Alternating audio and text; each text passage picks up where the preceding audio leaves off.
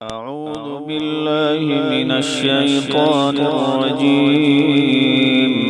بسم الله الرحمن الرحيم.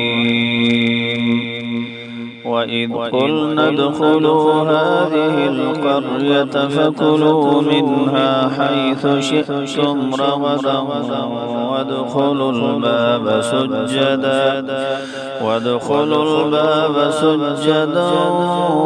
وقولوا حطة نغفر لكم خطاياكم وسنزيد المحسنين.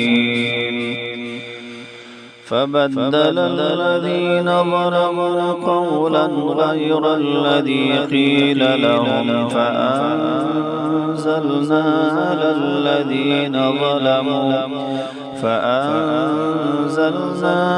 الذين ظلموا رجزا من السماء بما كانوا يفسقون.